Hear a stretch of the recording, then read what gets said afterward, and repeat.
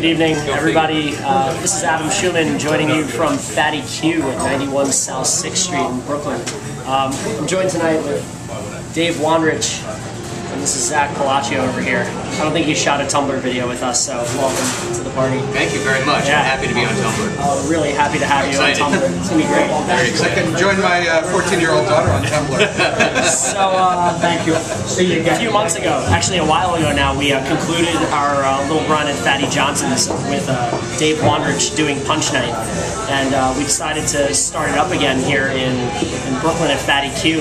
And to start having guest bartenders joining us. So we figured it only made sense to have Dave Wondrich kick it off doing Punch Night with us. Dave has been with us forever as far as friends. A huge inspiration. Huge inspiration. Extremely inspirational. It's terrifying.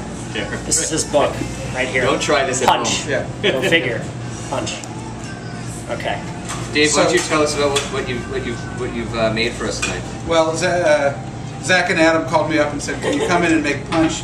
And this was the greatest excuse for me because of the funky Indonesian touches here at Fatty Q, which I think just give it its kind of make it own barbecue as a New York thing, as an international thing, not just as this old Southern tradition.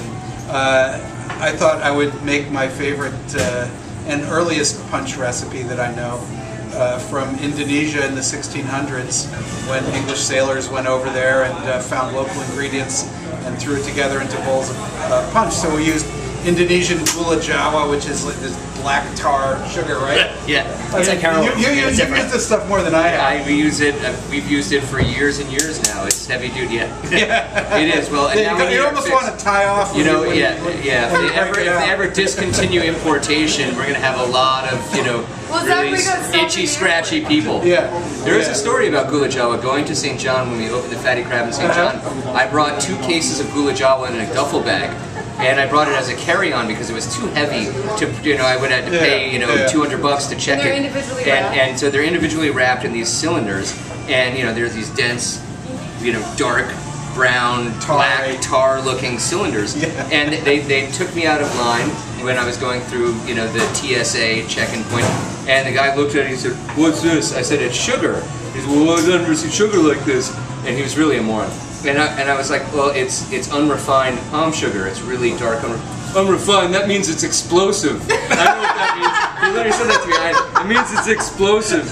And I looked at him. I'm like, no, it doesn't. It means that it's got water content, and that's why it hardens. And and there's all that particulate matter still in the sugar. And it took me a while to explain it. Fortunately, I got through customs. See, and the gula jawa made it down to St. John.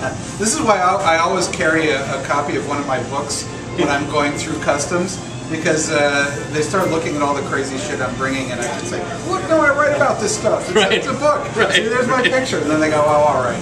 So now I did find there was some irony though, bringing palm sugar down to the Virgin Islands, where there's nothing. There's nothing but palm sugar. Where it was sugar cane and was the industry.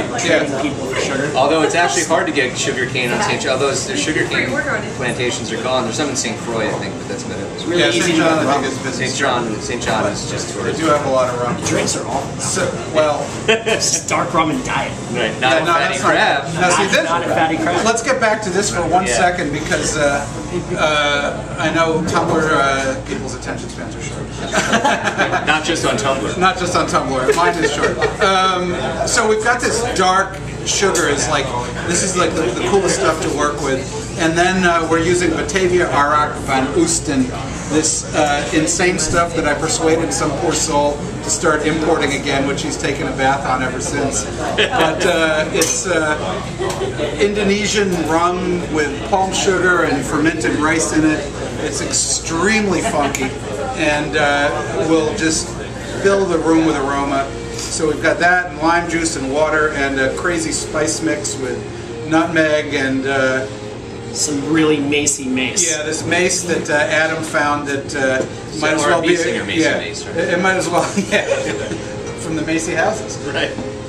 Might as well, but it might as well be a controlled substance as long as, like everything else in this. So that's our crazy punch for the night, and then we've got a gin punch that's like a classic 19th century style London gin punch with green tea in it and pineapple syrup and a little extra funkiness for Fatty Q. We put some Peychaud's bitters and some ginger in there, and seltzer and lemon juice, and it's quite delightful. And then Adam came up with a version of the Puna Club cocktail, a Fatty Crab staple that is it's a winter version, so whiskey instead of gin. That you created 6 years ago. Yeah, a long time Right, ago. that I riff on all the time because it's so delicious. It's a simple and tasty drink, if I do say so.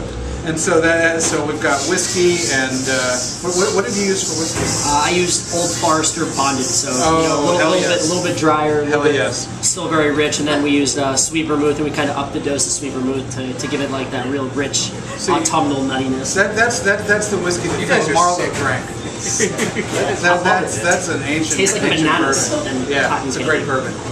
So bourbon with vermouth and blood orange juice and I put some cinnamon in here and orange cinnamon. bitters as well. Mom, I want one. And that's it. Yeah, I'm gonna have that next. Order 5. Order fire. that's what we got. So anyway, Punch. And you know what's And exciting Zach, is what have we got to eat well, with this? what's exciting is that the Fatty Q menu is evolving, and you know we're doing renovations and some infrastructure work in the back. So what we decided to do is really focus on the bar room in the front and play with the menu. And Steve and I and Corwin have been coming up with different dishes that Steve's putting on the menu. So every time you come in, there's going to be something different going on.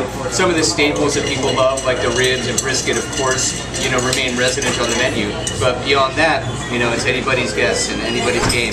And Steve's doing some wonderful stuff right now. So, you know, it's always about checking in to see what's going on over here. It's a fun time. It's going to be a fun holiday season in Brooklyn. It's true. Yeah.